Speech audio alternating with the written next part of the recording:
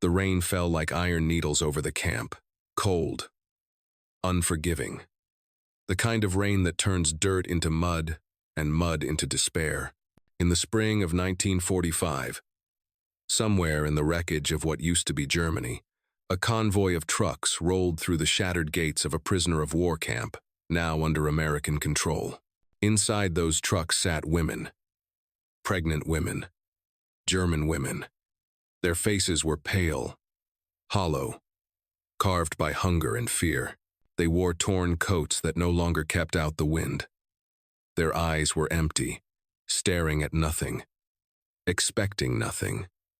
They had been soldiers' wives, farmers' daughters, nurses, teachers. Now they were prisoners, enemies. The victors called them Nazis. The defeated called them survivors. But in that moment, sitting in the back of those trucks with their swollen bellies and trembling hands, they were simply terrified. Among them was a woman named Greta Müller. She was 25 years old, 8 months pregnant, and certain she was going to die. Her husband had frozen to death in Stalingrad 3 winters ago.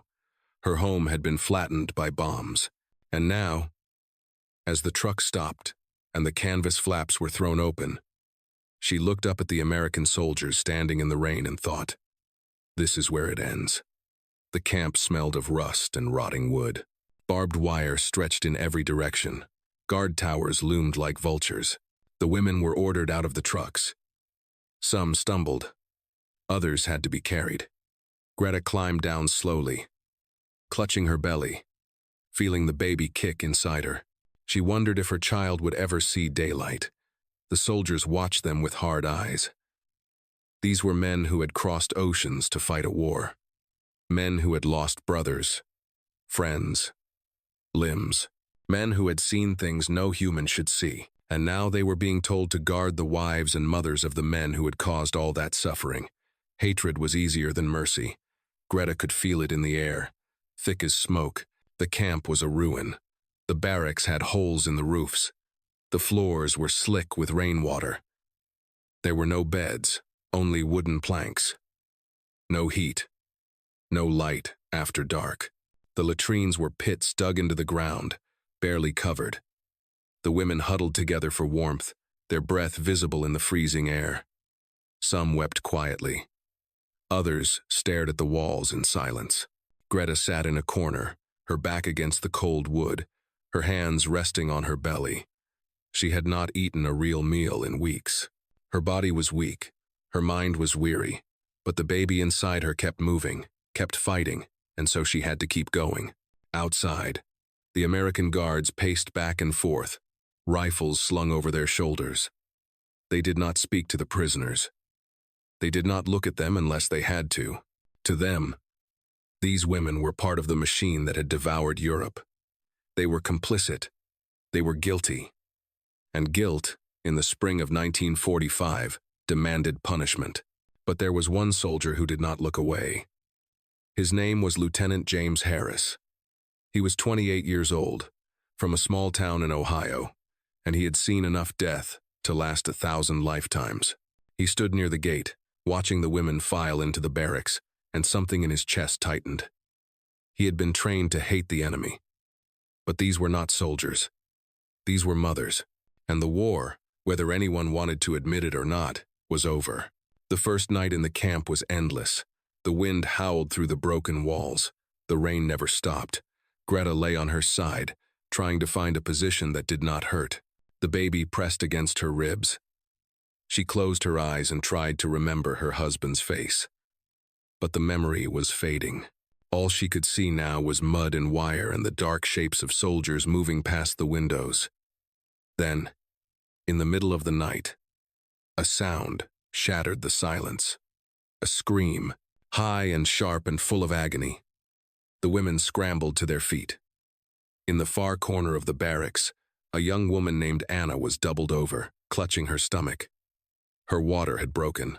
She was going into labor. Panic spread like fire. There was no doctor, no midwife, no supplies.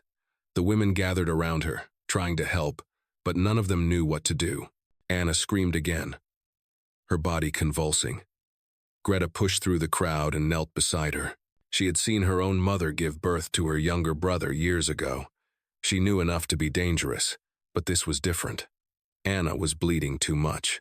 The baby was coming too fast. Greta looked up at the others. "We need help," she said in German. "We need a doctor." One of the women ran to the door and began pounding on it, shouting in broken English, "Help, please, baby coming." The guards outside hesitated. They looked at each other, unsure. Then one of them turned and ran toward the command post. Minutes later, Lieutenant Harris arrived. He opened the door and stepped inside. The smell hit him first. Blood and sweat and fear. Then he saw Anna on the floor, writhing in pain, and his training kicked in. "Get the medic." He barked at the guard behind him. Now, Dr. William Coleman arrived 15 minutes later. He was a surgeon from Philadelphia, a man who had stitched up soldiers on battlefields and amputated limbs in makeshift tents. But this was different. This was a woman in labor, surrounded by prisoners, in a camp where regulations said prisoners were not a priority. He knelt beside Anna anyway. "Hold her shoulders," he said to Greta. She obeyed. Coleman worked quickly, his hands steady. The baby was breech. He had to turn it. Anna screamed. The women around them held their breath. Harris stood by the door, his jaw tight, his hands clenched into fists. He had seen men die, but watching a woman fight to bring life into the world in a place like this was something else entirely. After what felt like hours, the baby came. A boy. Tiny. Blue. Not breathing. Coleman cleared the infant's mouth, rubbed his chest, breathed into his lungs. The seconds stretched into eternity. Then, a sound. A thin, fragile cry. The baby was alive. The women gasped. Some began to cry. Greta looked down at the newborn in Coleman's arms and felt something crack inside her. Hope. Dangerous. Terrifying hope. Coleman wrapped the baby in his own jacket and handed him to Anna. She held him against her chest, tears streaming down her face. Harris stood in the doorway, watching. He looked at Coleman. The doctor looked back. Neither of them said a word. But they both knew. Something had shifted. The rules had changed. By morning, the story had spread through the camp like wildfire. The Americans had saved a German baby. A medic had come in the night. A soldier had disobeyed orders. The women whispered to each other in hushed tones, afraid to believe it, afraid to hope. "They brought milk," one of them said. "Real milk. In bottles. And blankets." Another added, "Clean ones." Greta listened but said nothing. She had learned long ago not to trust kindness. Kindness was a luxury that war could not afford. But when she looked at Anna holding her baby, wrapped in an American Army blanket, sucking from a bottle of powdered milk mixed with clean water, she felt something she had not felt in years. Gratitude. Lieutenant Harris returned the next day. He carried a crate. Inside were more bottles, more blankets, and a small supply of medicine. He set it down inside the barracks without a word. The women stared at him. He stared back. Then he turned and left. Dr. Coleman came too. He checked on Anna and the baby, took notes, and left behind bandages and ointment. The women did not know what to make of it. One of them, an older woman named Helga, approached Greta. "Why are they doing this?" she asked. Greta shook her head. "I don't know. Maybe they pity us. Maybe. Or maybe," Helga said, quietly. "They are better men than we thought." Greta looked down at her belly. Her baby would be born soon. And for the first time, she dared to imagine that her child might survive. But not everyone in the camp believed in mercy. The guards who had lost brothers in France, who had seen friends blown apart in Belgium, who had marched through the death camps and seen the ovens, they did not forgive so easily. To them, these women were the wives and sisters of the men who had done those things. They deserved nothing. One guard, a sergeant named Daniels, confronted Harris one afternoon. "You're wasting supplies on them," Daniels said. "They're prisoners." Harris looked at him. "They're also pregnant." "So what? Their husbands killed our boys." "Their husbands are dead." "Good." Harris clenched his jaw. "The war is over, Daniels." "Not for me." The two men stood in silence. Then Daniels walked away. Harris watched him go and knew that the battle was not over. It had just moved inside the camp. Inside the barracks, Greta sat by the window, staring at the rain. She thought about her husband. She thought about the letters he had sent from the front, letters full of lies about victory and glory. She thought about the day the telegram came, the day she learned he was never coming home. She had been angry then. Angry at him for leaving. Angry at the war for taking him. Angry at herself for believing it would end differently. Now she was just tired. Tired of hate. Tired of fear. Tired of being a symbol of something she had never chosen to be. She placed her hand on her belly and felt the baby move. This child had done nothing wrong. This child deserved a chance. And maybe, just maybe, the world was not as cruel as she had believed. That night, Greta decided to write a letter. She had no one to send it to. Her mother was dead. Her friends were scattered or gone, but she needed to put the words somewhere to make sense of what was happening. She found a scrap of paper and a pencil borrowed from one of the other women. She wrote in German, slowly, carefully. "Dear Mama, I do not know if you can hear me. I do not know if there is anything after this. But I need to tell someone. The Americans are helping us. I do not understand why. We are their enemies. Our men killed theirs, but they bring milk for the babies. They bring medicine. A doctor saved Anna's child. I do not deserve this kindness, but my baby does. And I am grateful. I am so grateful I could weep. Maybe the world is not only darkness. Maybe there is still something good left. I hope you are somewhere safe. I hope you are proud of me. I will try to be strong. For the baby. For you. With love, Greta." She folded the letter and kept it in her pocket. The next day, Dr. Coleman was conducting a routine inspection of the barracks. He saw the letter sticking out of Greta's coat. "May I?" he asked in broken German. Greta hesitated, then handed it to him. He read it slowly, his eyes softened. When he finished, he folded it carefully and gave it back. "You are a good mother," he said. Greta did not understand all the words, but she understood the tone. She nodded. That evening, Coleman returned with more supplies. Powdered milk, antibiotics, bandages. He also brought something unexpected. A small wooden crib, handmade by one of the soldiers. He placed it beside Anna's bed. The women gathered around it, touching the smooth wood, marveling at the craftsmanship. One of them whispered, "They made this for us." Coleman nodded. "For the babies," he said. Greta stood in the back, watching. She felt something break inside her. Not pain. Something else. The shell she had built around her heart was cracking, and light was starting to seep through. But mercy has a price. A week later, a colonel arrived at the camp. His name was Thornton. He was a man of regulations, a man who believed in order and discipline and the chain of command. He had heard rumors about the supplies being given to the prisoners. He had come to put a stop to it. He called Harris and Coleman into his office.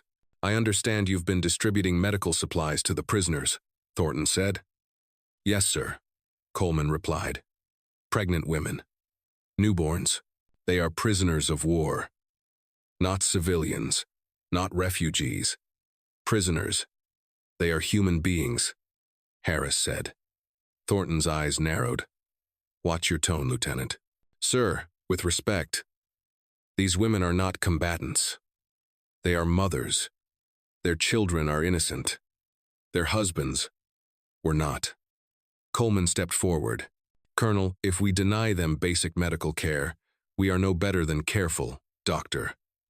Thornton interrupted. "I know what you're about to say, and I will not tolerate it." The room fell silent. Thornton stood and walked to the window. The regulations are clear. Prisoners receive standard rations. Medical care is to be provided only in cases of emergency.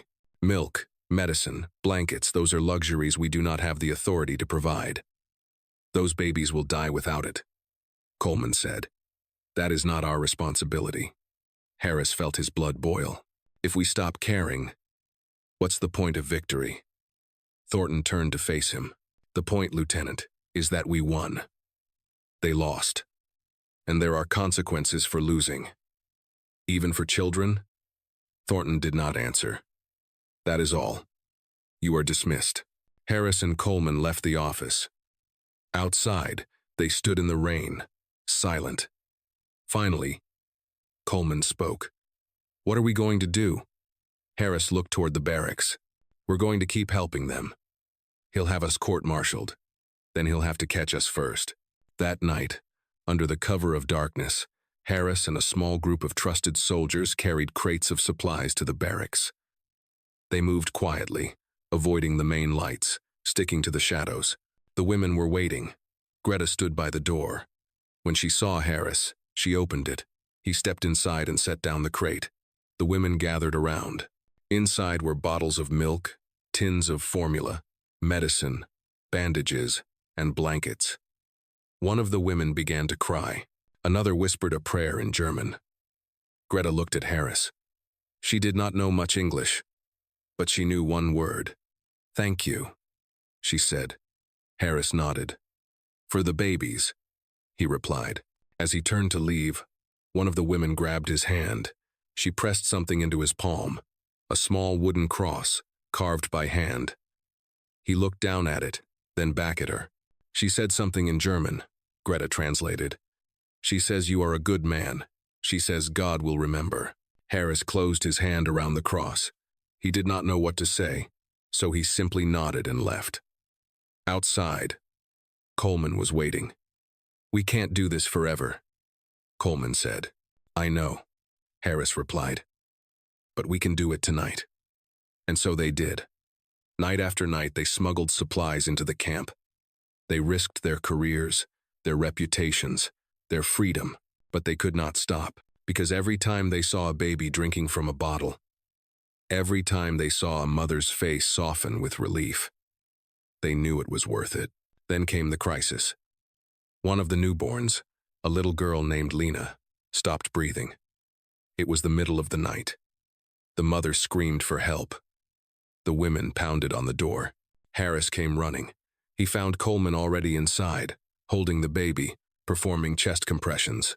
The tiny body was limp, her lips blue. The mother was sobbing, praying, begging. Coleman worked in silence, his face tight with concentration. 30 seconds.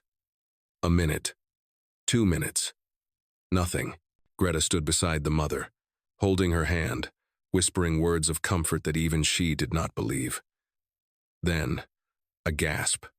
A tiny, fragile gasp. The baby's chest rose. Her eyes fluttered open. She began to cry. The sound was the most beautiful thing Greta had ever heard. The mother collapsed, weeping, clutching her daughter. The other women surrounded them, touching the baby, whispering prayers of thanks. Coleman sat back, exhaling, his hands shaking. Harris stood in the doorway, his throat tight. He looked at the women, at the baby, at the life that had just been saved, and he thought, this is what we fought for. Not land, not flags. This. The next morning, Colonel Thornton arrived unannounced. He had received reports of unauthorized activity. He walked through the camp, inspecting the barracks. When he saw the cribs, the blankets, the bottles, his face darkened. He summoned Harris. I gave you a direct order, Lieutenant. Yes, sir. You disobeyed it. Yes, sir. Why? Harris looked him in the eye. Because it was the right thing to do. Thornton stared at him for a long moment. Then he walked over to the window. Outside, one of the mothers was sitting in the pale sunlight, holding her baby, singing softly. Thornton watched her. He said nothing. Finally, He turned back to Harris. I should have you arrested.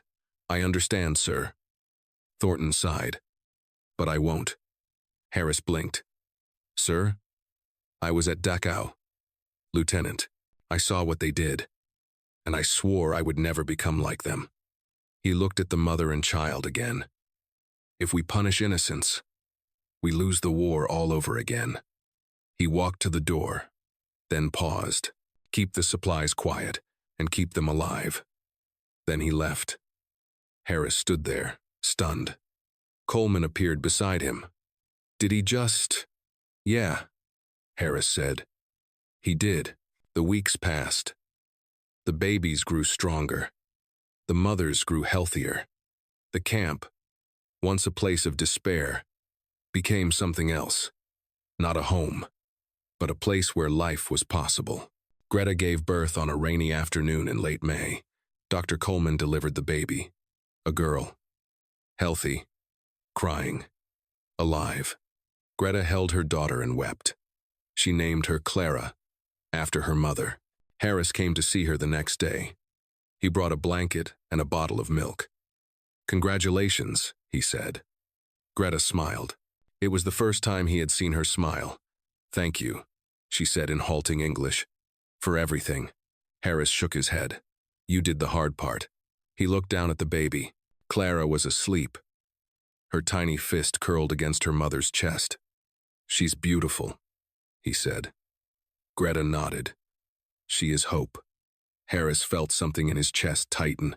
He had seen so much darkness, but in that moment, holding a bottle of milk in a prisoner of war camp, looking at a German mother and her newborn daughter, he felt something he had not felt in years.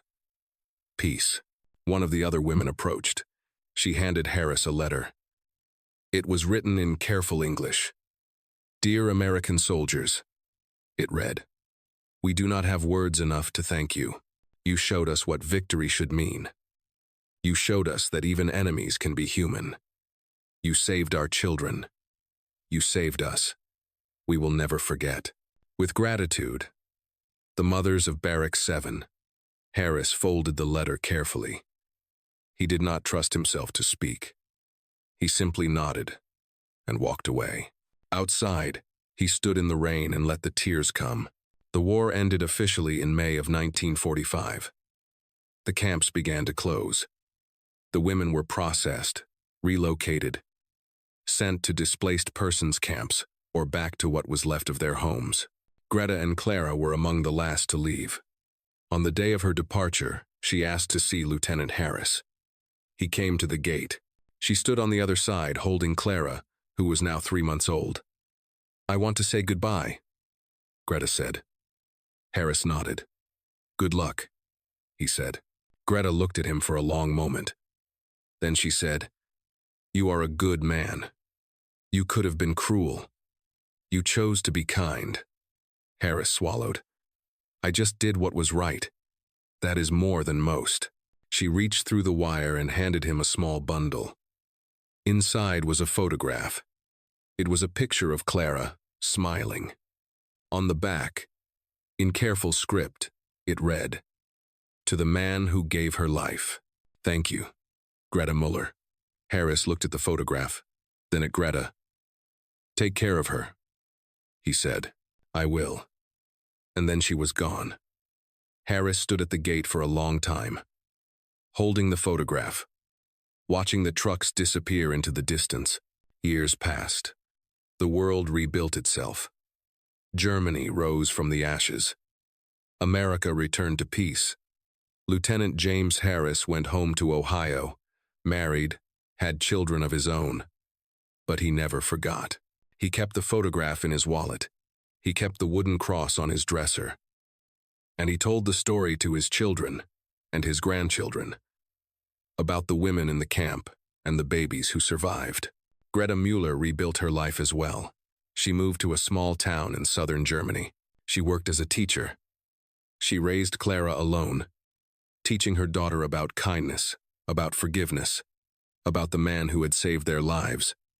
When Clara grew up, she became a doctor. She dedicated her life to helping refugees, to caring for mothers and children in war zones, to carrying forward the lesson her mother had taught her. They were soldiers, Greta told her, but they chose to be human. In 1993, Clara traveled to the United States. She had spent years searching for the man who had helped her mother. She finally found him. James Harris was 76 years old, living in a small house in Ohio. When Clara knocked on his door, he opened it and stared at her, confused. "Can I help you?" he asked. "My name is Clara Müller," she said. "My mother was Greta Müller. You saved us." Harris's face went pale. He stepped back, his hand on the doorframe. "Greta," he whispered. Clara nodded. "She passed away last year, but she wanted me to find you, to thank you." Harris could not speak. Clara reached into her bag and pulled out a photograph. It was the same one Greta had given him all those years ago. "She kept a copy," Clara said. "She told me the story every year on my birthday. She said you gave me a chance at life." Harris looked at the photograph, then at Clara. He saw Greta in her eyes. He saw the baby he had held in his arms. And he wept. Clara embraced him. They stood on the porch, two strangers bound by an act of kindness 50 years old, and cried together. Before she left, Clara asked to visit his grave when the time came. Harris laughed and said, "I'm not dead yet, but one day," Clara said. "Yes," Harris agreed, "one day." When James Harris died in 2004, Clara kept her promise. She flew to Ohio. She attended his funeral.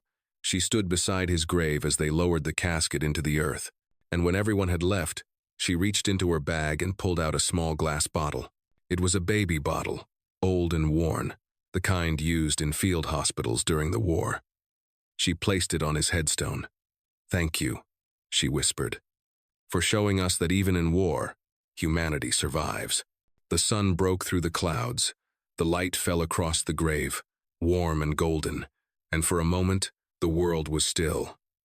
Somewhere, in the distance, a baby cried, and life went on.